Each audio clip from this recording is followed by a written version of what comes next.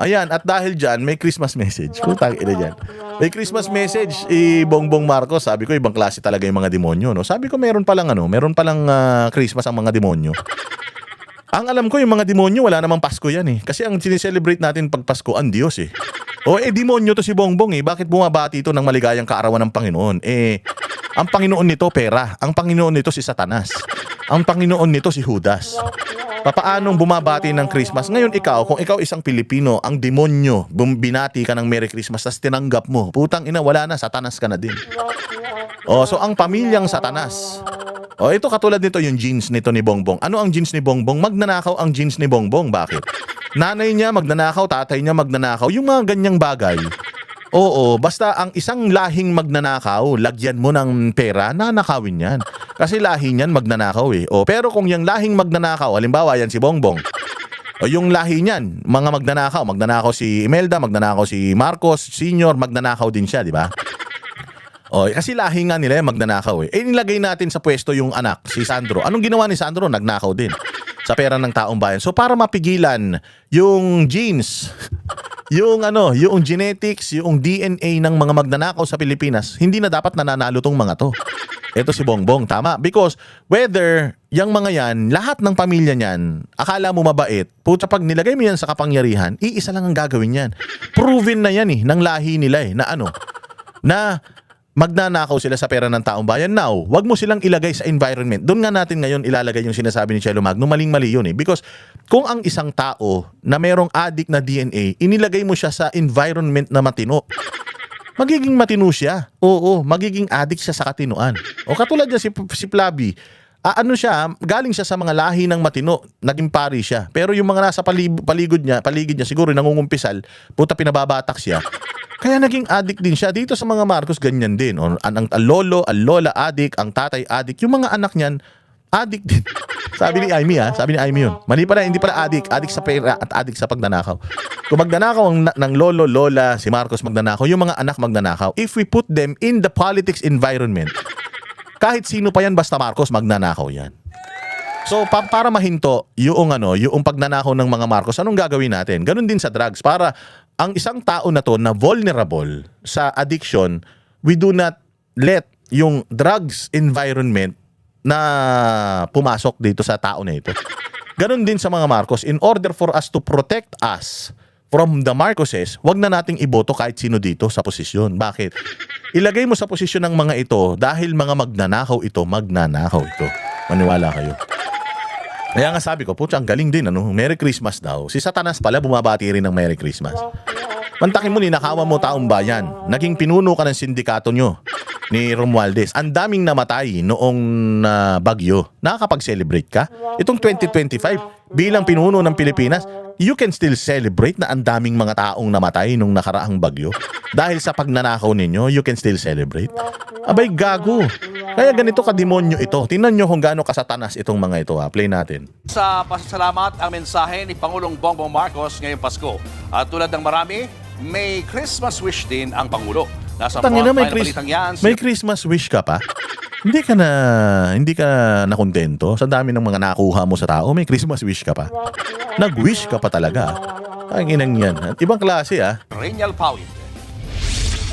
Maging source of light and goodness. Yan ang panawagan ni Pangulong Bongbong Marcos sa mga Pilipino ngayong Pasko. Maging source of light and goodness?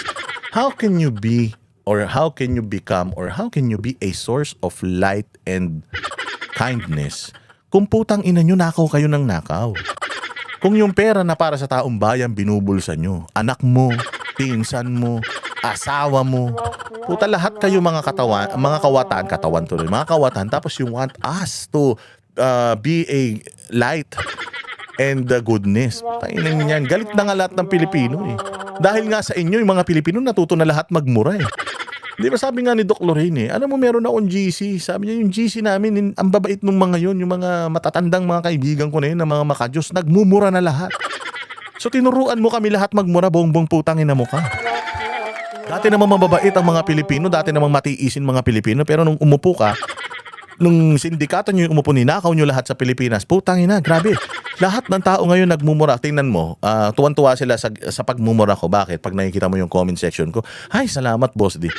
Ikaw ang boses ko. Yung pagmumura mo, yung gusto mong kong sabihin sa mga yan, yun din ang sinasabi mo. Salamat sa'yo. Naging ganun na mga tao, naging galit yung mga tao dahil sa pagnanakaw nyo, tapos you expect them to become light. Ano kami, Christmas light? Gusto mo kami maging light and goodness? Tanginang yan. Wala, hayop ka talaga. Ginawa mo pa kaming pailaw. Lakas ng tama mo talaga, ha?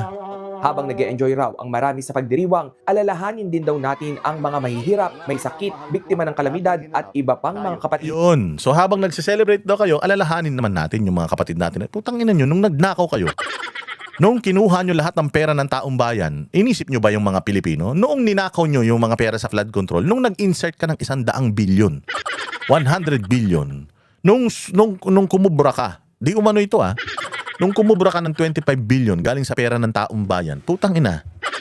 Nung kumubra ka ng ganyang karaming pera, inisip mo ba yung mga maaapektuhan ng mga Pilipino? Inisip mo ba yung mga mababaha?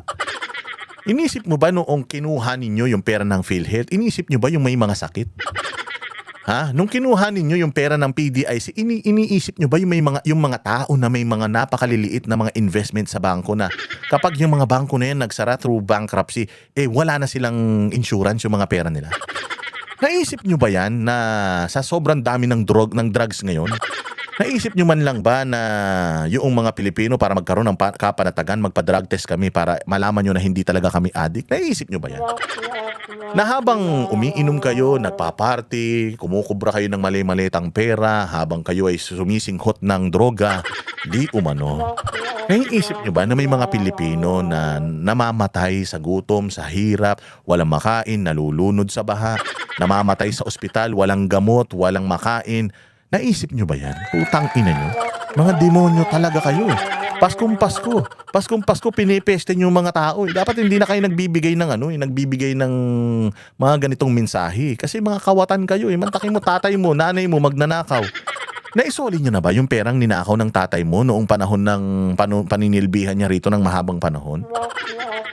Tapos you're wishing for all of us. You want us to think of yung mga less fortunate habang nagsasaya kami. Isang beses sa taon na nga lang kami magsasaya. Gusto mo stressin pa kami, isipin namin yung mga mahihirap, gago ka pala. Kung meron taong dapat nag-iisip sa mga mahihirap at i-lift yung kanilang buhay, putang ina mo, ikaw yun. Ikaw yun ang dapat gumagawa nun. So ikaw, habang ang saya-saya nyo dyan, habang kinikilig yung pamilya ninyo sa sarap ng mga kinakain ninyo at pagkatapos nung mag-iinuman kayo at sabi ni Amy, magdadroga kayo, iniisip nyo ba yung mga less fortunate na mga yan? Habang nagnanakaw kayo, inisip nyo ba yung mga less fortunate na yan? Yung ninakaw nyo, ibinalik nyo ba sa kanila? Nagpaka-Robin Hood ba kayo? Kaya wag nyo kaming iobliga na isipin namin habang nagse-celebrate kami, isipin namin yung mahihirap. Unang-una sa lahat, hindi namin responsibilidad yan. Ikaw may responsibilidad yan . Parang tado ka talaga kahit kailan ka . Ang iya ka, gusto mo na kami maging ilaw, gusto mo na pang isipin namin sa mga panahon na 500 nga lang yung 500 nga lang yung ibinudget nyo para sa pamilyang Pilipino, tapos sasabihin nyo nagse-celebrate. Wala halos nagse-celebrate ngayon. Mantakin mo, we had to parang ask for each other's help para lang makakuha kami ng pera at maibigay sa mga banateros na mga nag-apply sa amin na wala kaming pera. Wala kaming pang Noche Buena. Alam mo, pag nabasa mo yung yung chat ko, hanggang ngayon, nagdi-delete pa ako ng mga messages ng mga nagre-request sa akin, Boss D, sana maambunan kami. Boss D, sana naman ganito. Boss D, wala kaming handa. Boss D, yung nanay ko nasa ospital. Boss D, ganito. Madudurog ang puso mo. So masaya ako na nakapagbigay yung grupo natin ng banateros ng 1,000 na pandagdag sa ayuda. Pero dumudugo ang puso ko kasi 100 lang yung nabigyan natin ng tulong. Merong libo-libo na nag-message sa akin na nanghihingi. Ganun kahirap ang buhay ngayon. Grabe. Tapos putang ina, sasabihin mo habang nagse-celebrate kayo, isipin nyo yung mga mahihirap. Gago. Isipin nyo yung mga mahihirap habang nagnanakaw kayong mga hayop kayo. Na nangangailangan. Ibahagi raw natin ang blessing sa kanila. Dito sa ating bansa. Bahagi ang blessing, putang ina, walang-wala nga kami. Walang-wala nga Pilipino . Ginawa na namin yan, nagbahagi kami ng katiting na blessing namin para lang mabigyan. 100 lang yung kaya namin bigyan ng blessing . Ikaw yung merong kapasidad, may pera ka ng buong Pilipinas, nasa iyo lahat bumabagsak yung kaban. Meron kang kapangyarihan para lahat itong mga tao na ito may angat. Iaasa mo sa amin, putang ina mo. Tarantado ka.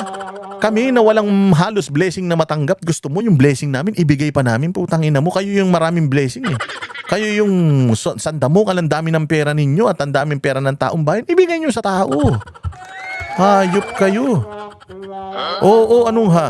Di ba? Ang dami-dami nilang pera. Sabi ko nga, tinan mo ang KOJC. Walang pera ng gobyerno. Anong ginagawa ng KOJC? Anong ginagawa ng SMNI Foundation? Anong ginagawa ni Pastor?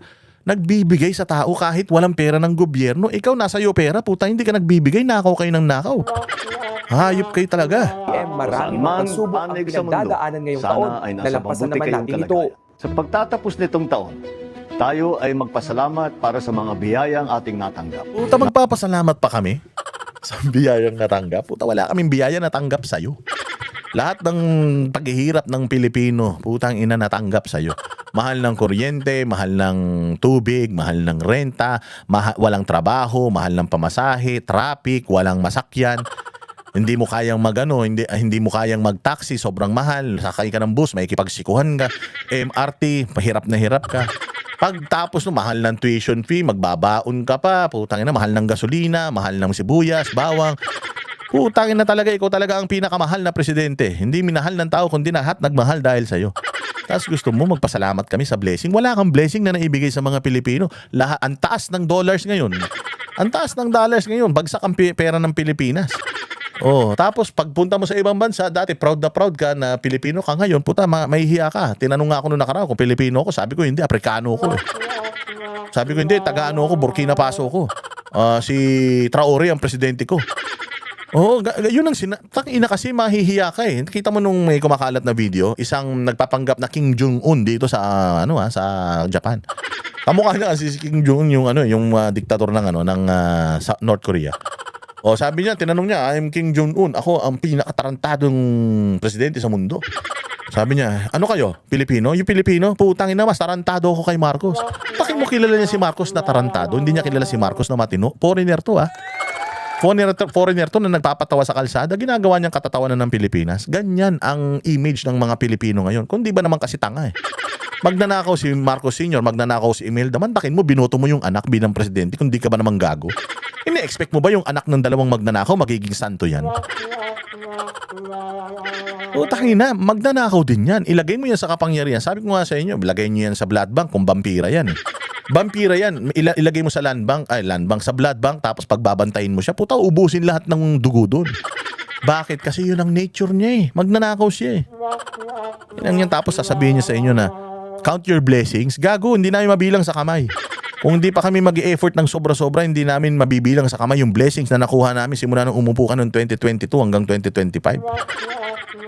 Away lalo pa tayo mabiyayaan ng magandang kalusugan, mapaligiran. Diba? Mabiyayaan ng magandang kalusugan. Putang inang yan. Tapos nagwi-wish ka na mabiyayaan ng magandang kalusugan, tapos yung pera ng PhilHealth, ninakaw nyo.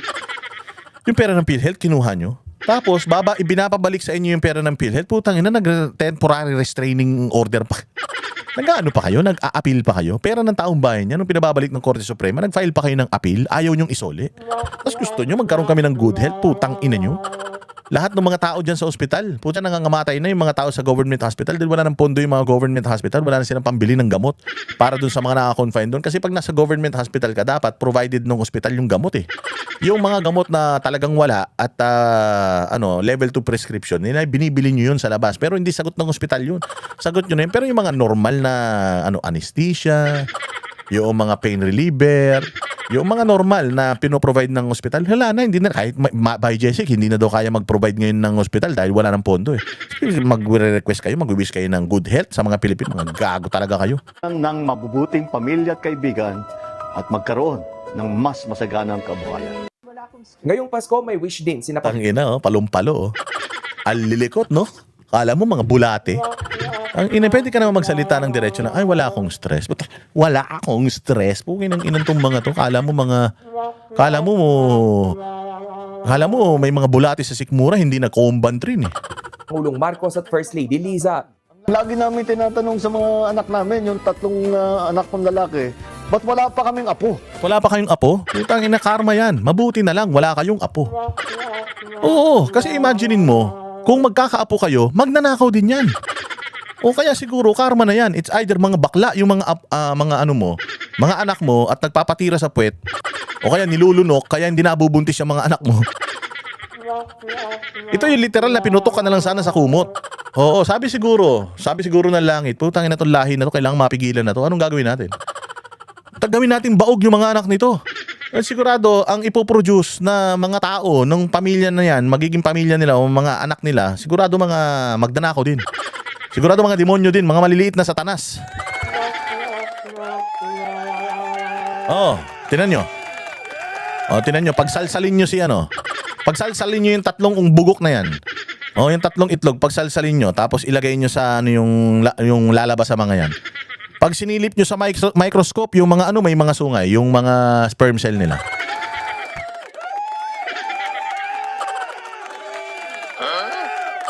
Oo, may pag sinilip mo, patingin nga ako ng sperm cell nito ni Sandro. Pagtingin mo, nagve-vape oh. Tapos may sungay. Mga demonyo, maliliit na demonyong pinoproduce niyan. Pagka yan, kahit mabait yung mga pangasawa nila. Pag pumasok yung demonyo, nabuo, putangin na, paglabas nun, maliit na demonyo. Palaki ng palaki yun, lahat yan, puros mga kawatan. So kung hindi pa sila nagkakaroon ng mga anak, blessing sa Pilipinas yan. Blessing yan sa mundo. Ayaw na natin magkaroon ng panibagong Hitler, di ba? Ayaw na natin magkaroon ng panibagong Hitler.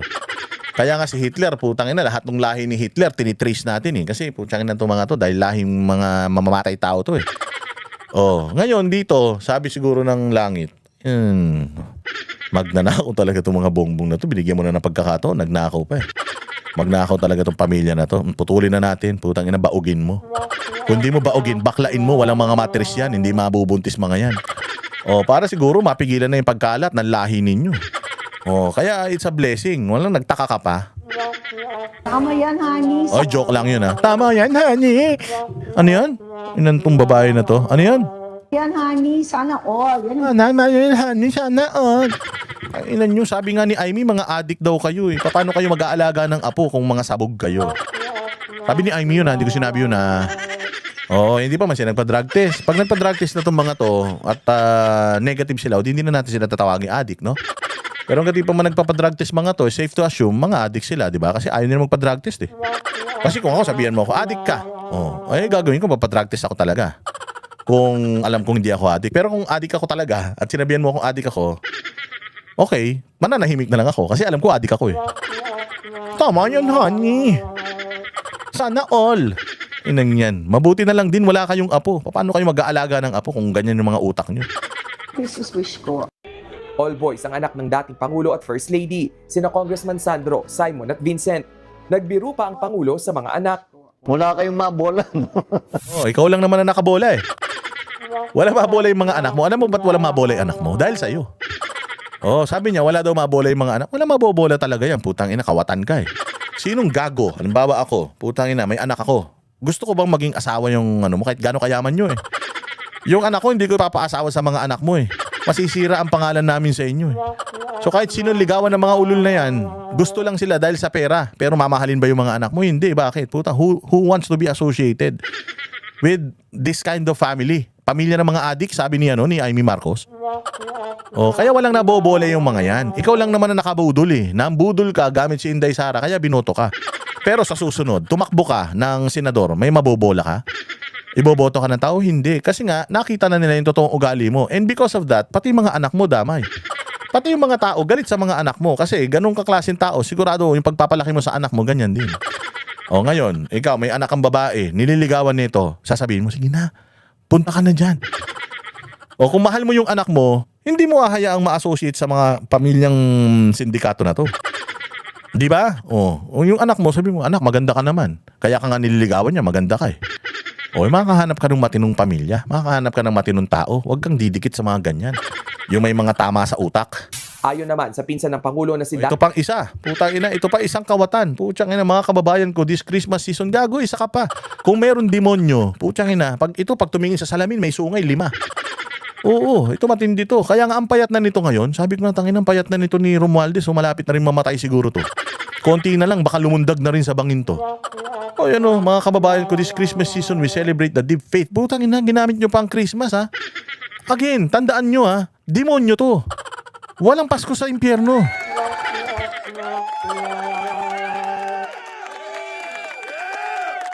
O kung ang pinag-uusapan dito, Diyos, wala kayong Diyos. Ang Diyos nyo pera. Ang Diyos nyo, si Satanas. Walang birthday si Satanas. Si Jesus may birthday, December 25. Pero yung Diyos nyo na si Lucifer, walang birthday yun. Kaya wag kayong nakiki-Merry Christmas ngayon dahil hindi kayo saklaw ng Christmas. Dahil ang Christmas, para yan sa mga taong may Diyos.